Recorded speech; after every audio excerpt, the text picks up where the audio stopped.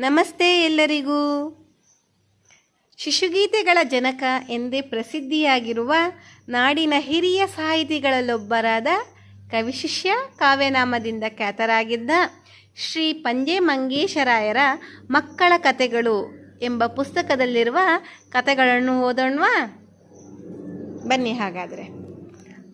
ತಾಯಿ, ಅಮ್ಮ, ಮಾತೆ, ಜನನಿ ಹೀಗೆ ಹಲವಾರು ಹೆಸರುಗಳಿವೆ ಅಮ್ಮನಿಗೆ, ಹೌದಲ್ವಾ?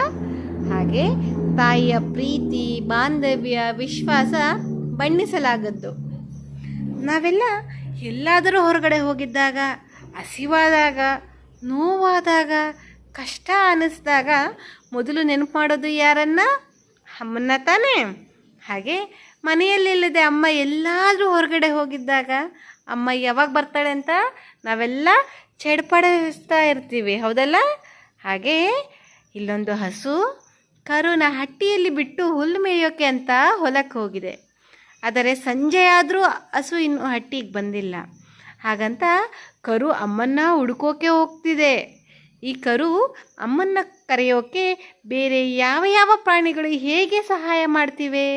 ಕರು ಹೇಗೆ ತನ್ನ ಅಮ್ಮನ ಮಡಿಲು ಸೇರಿತು ಅಂತ ತಿಳ್ಕೊಳ್ಳೋಣವಾ? ಬನ್ನಿ ಹಾಗಾದರೆ ನನ್ನ ಜೊತೆ. ಪಂಜೆ ಮಂಗೇಶರಾಯ ಕಥೆಗಳಲ್ಲಿ ಅಮ್ಮನನ್ನು ಹೇಗೆ ಕೂಗಬೇಕು ಕಥೆಗಳನ್ನು ಓದೋಣ. ಅಮ್ಮನನ್ನು ಹೇಗೆ ಕೂಗಬೇಕು? ಒಂದಾನೊಂದು ಊರಿನಲ್ಲಿ ಒಂದು ಹಸು ಇತ್ತು. ಒಂದು ದಿನ ಆ ದನವು ತನ್ನ ಕರುವನ್ನು ಹಟ್ಟಿಯಲ್ಲಿ ಬಿಟ್ಟು ಹೊಲಕ್ಕೆ ಹೋಗಿ ಅಲ್ಲಿ ಹುಲ್ಲು ಮೇಯುತ್ತಾ ಇತ್ತು. ಹೊತ್ತು ಏರುತ್ತಾ ಬಂತು. ಹಟ್ಟಿಯಲ್ಲಿ ಆ ಕರು ತಾಯಿಯ ಹಾದಿ ನೋಡುತ್ತಾ ಇತ್ತು. ಆ ದನವು ಬರಲಿಲ್ಲ. ನನ್ನ ತಾಯಿ ಯಾಕೆ ಬರಲಿಲ್ಲ? ಏನು ಮಾಡಲಿ ಎಂದು ಹೇಳುತ್ತಾ ಕರುವು ಹಟ್ಟಿಯಿಂದ ಹೊರಗೆ ಬಂತು. ನನ್ನ ಅಮ್ಮ ಎಲ್ಲಿ ಹೋದಳು? ನನ್ನ ಅಮ್ಮ ಎಲ್ಲಿ ಹೋದಳು ಎಂದು ತಾಯಿಯನ್ನು ಹುಡುಕುತ್ತಾ ಅದು ಬೀದಿಗೆ ಇಳಿಯಿತು. ಅಲ್ಲಿ ಒಂದು ಬೆಕ್ಕು ಕೂತಿತ್ತು. ಬೆಕ್ಕು ಕೂತಿರುವುದನ್ನು ಕಂಡು, ಬೆಕ್ಕೆ ಬೆಕ್ಕೆ, ನನಗೆ ಅಮ್ಮನನ್ನು ಕರೆಯುವುದಕ್ಕೆ ಗೊತ್ತಿಲ್ಲ, ಅವಳನ್ನು ಹೇಗೆ ಕೂಗಬೇಕು ಎಂದು ಕರುವು ಕೇಳಿತು. ಅದಕ್ಕೆ ಬೆಕ್ಕು ಮಿಯಾವ್ ಮಿಯಾವ್ ಎಂದು ಹೇಳಿತು.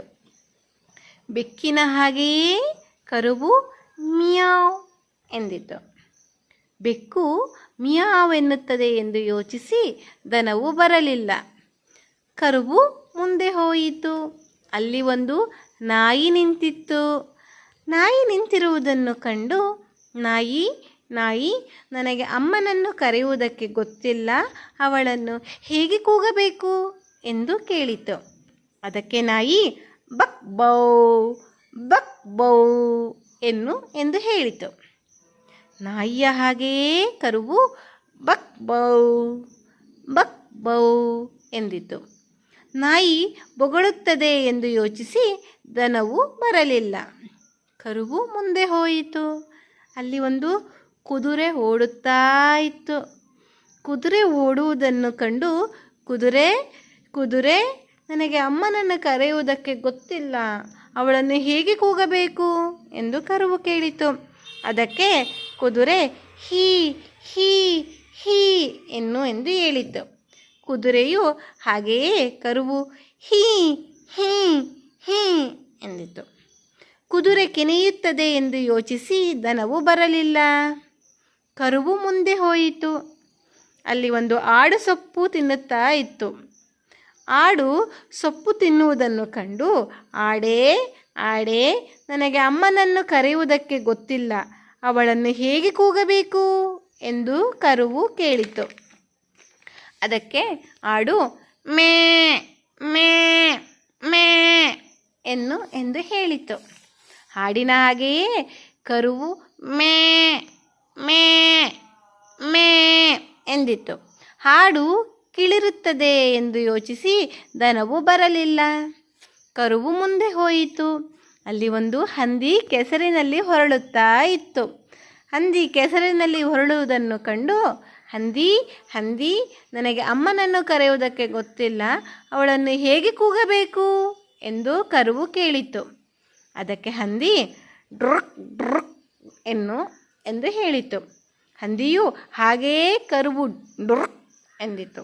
ಹಂದಿ ಗುರುಗುಟ್ಟುತ್ತದೆ ಎಂದು ಯೋಚಿಸಿ ದನವು ಬರಲಿಲ್ಲ. ಕರುವು ಮುಂದೆ ಹೋಯಿತು. ಅಲ್ಲಿ ಒಂದು ಕೋಣವು ಮೇಯುತ್ತಾ ಇತ್ತು.